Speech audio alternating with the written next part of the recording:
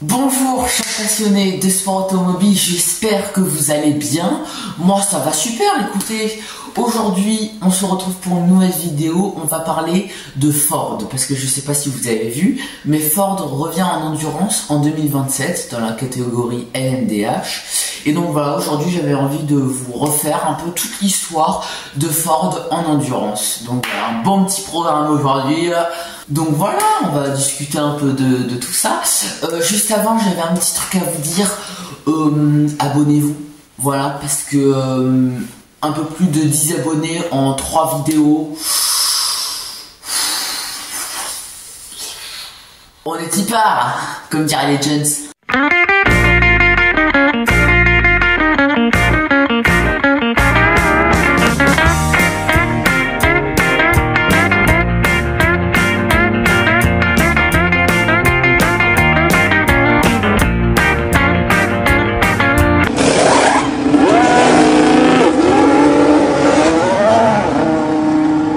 Alors, on va se remettre à jour, hein. Excusez-moi. Alors, Ford a été créé en 1903 par l'américain Henry Ford. Henry Ford installe sa première usine dans une usine de fiacres. Les fiacres à l'époque ce sont des carrosses, ok, donc une usine de fiacres c'était où on produisait les carrosses, voilà. Et du coup vu que cette usine était abandonnée, et ben il s'est dit pourquoi pas s'installer ici pour reconstruire nos voitures.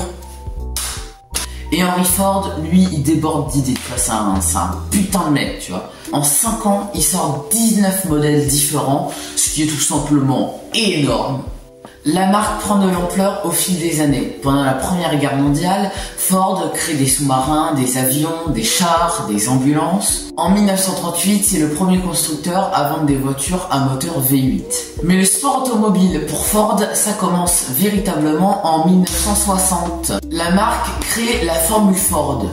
Alors la Formule Ford, c'est comme la Formule 1, sauf qu'il n'y a que des Ford et c'est un petit peu moins rapide aussi que la Formule 1. Ford participera par la suite à la NASCAR, au championnat de V8 Supercar. Parenthèse, si vous ne connaissez pas le championnat de V8 Supercar, je vous invite à aller voir cette vidéo, voilà, où je vous explique tout le championnat de V8 Supercar. Et n'oublions pas que Ford sera présent en tant que motoriste en F1 en 2026. Donc voilà, Ford, ça prend de l'ampleur petit à petit.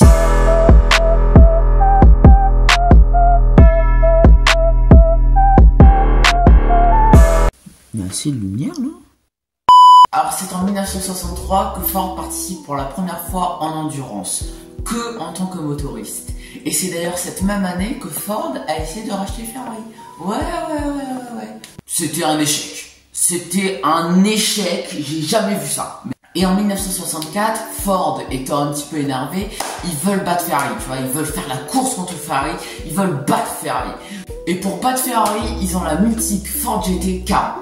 Alors en 1964, leur première occasion de battre Ferrari se présente au Mans et malheureusement, ils ont abandonné.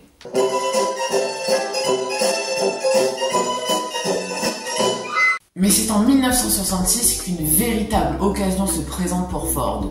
Ford arrive à Sebring en force, en compagnie de Carroll Shelby. Alors Carroll Shelby, pour ceux qui ne le connaissent pas, c'est un ancien pilote américain qui s'est reconverti dans le développement de voitures de tourisme en voitures de course. Alors il a développé plusieurs voitures comme la Shelby Cobra ou la AC Cobra, vous l'appelez comme vous voulez, la Shelby GT350 ou encore la Shelby GT500 ou encore la GT40. Oui, c'est bien lui qui a développé la Ford GT40. Et Ford, en termes de pilotes, ils sont bien accompagnés aussi puisqu'ils sont en compagnie de Bruce McLaren et de Ken Miles. Voilà, donc ces deux pilotes américains. Peut-être qu'un jour je vous ferai une vidéo sur des pilotes américains parce que c'est des dingueries là, dans les années 60 et 70, c'est une folie. Ils seront également accompagnés de Chris Aaron, un pilote britannique. Pour les courses d'endurance, c'est celui qui a parcouru le plus de kilomètres dans le temps imparti. Donc par exemple pour les 24 heures du Mans, dans les 24 heures, c'est celui qui a parcouru le plus de kilomètres qui est déclaré vainqueur. Et non celui qui a passé la ligne d'arrivée en tête. Vous avez compris? Oui! Alors la course se déroule sur le circuit de Sebring, comme vous l'aurez compris, en Floride. Ferrari décide de faire la course avec que 2 Ferrari. deux Ferrari 330 P3. Tandis que Ford se lance dans la bataille avec 3 voitures. 3 GT40, voilà, on reste sur la même base, on est bien. Dès les premiers instants de course, une Ferrari doit déjà abandonner sur problème mécanique. Peu après, Ford connaît un problème de transmission, tandis qu'une autre Ford connaît un problème moteur. Ford décide quand même d'emmener ces deux voitures au bout de la course, une stratégie qui, vous vous doutez bien, va payer en fin de course. Alors Ferrari ce jour-là aura connu plein de problèmes, des problèmes moteurs, des problèmes de pneus notamment. Les pneus qui étaient trop gonflés sur la Ferrari, ils ont fini par exploser. Voilà, donc tout ça a tourné en la faveur de Ford qui finit par faire un doublé avec Bruce McLaren et Chris Amon. Alors cette course reste évidemment emblématique dans l'histoire de Ford, dans l'histoire de l'automobile, tout comme les 24 heures du Mans la même année, en 1966, la course dont je vais vous parler maintenant.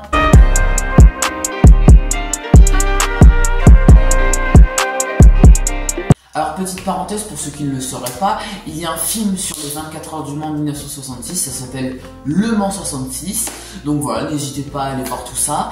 Et puis en fait je sais même pas pourquoi je vous raconte ça vu qu'il y a un film dessus. Allez, fin de vidéo.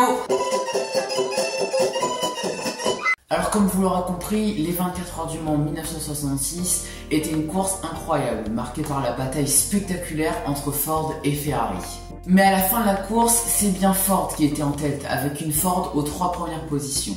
Dans les derniers instants de course, on a demandé à Bruce McLaren de ralentir pour permettre à Denny Hulme, un autre pilote Ford dont je ne vous ai pas parlé, d'arriver à sa hauteur et ainsi franchir la ligne d'arrivée côte à côte, afin de maximiser l'impact médiatique.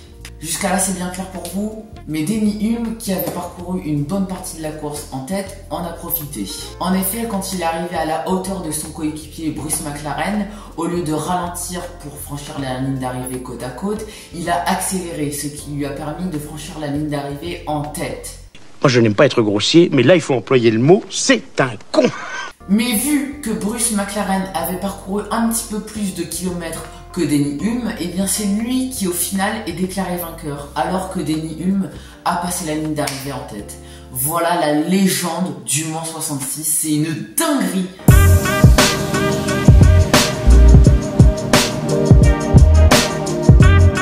Alors la légende ne s'arrête pas là évidemment, Ford gagnera le Mans en 1967 jusqu'en 1969 où elle se retirera de l'endurance pour revenir en endurance en 1972 et 73 pour encore se retirer et revenir ensuite en 1983. Bref, je vais pas vous faire toutes les années, je voulais surtout vous parler des 24 heures du Mans 2016. Les 24 heures du Mans 2016 marquent le retour de Ford après 6 ans d'absence dans la compétition, avec une version moderne de la Ford GT40, la Ford GT. C'est tout, c'est son nom, ils se sont pas fait chier, la Ford GT. Voilà, boum. Et Ford, cette année-là, fête aussi les 50 ans de sa victoire au Mans en 1966. Et Ford fête très bien son anniversaire puisqu'elle va remporter ses 24 heures du Mans dans la catégorie GTE Pro. Voilà. Alors pour ceux qui ne savent pas ce que c'est, GTE Pro, ça veut dire Grand Tourisme Endurance. Et en fait, c'est comme les V8 Supercars, c'est des voitures de tourisme préparées pour la course. Voilà, c'est tout simple. Voilà, cette vidéo est terminée, j'espère qu'elle vous aura plu. Encore une fois, si elle vous a plu, n'hésitez pas à partager à votre entourage, à commenter, à liker. Et oui, c'est ça, je voulais qu'on se fixe un petit objectif, voilà, entre nous. La semaine prochaine, quand la nouvelle vidéo elle sort, 30 abonnés. Est-ce qu'on se fixera pas cet objectif-là? Oui!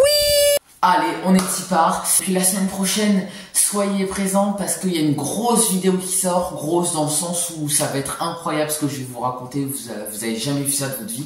Donc soyez présents la semaine prochaine. Encore une fois, merci beaucoup d'avoir regardé cette vidéo. Ciao, chers passionnés!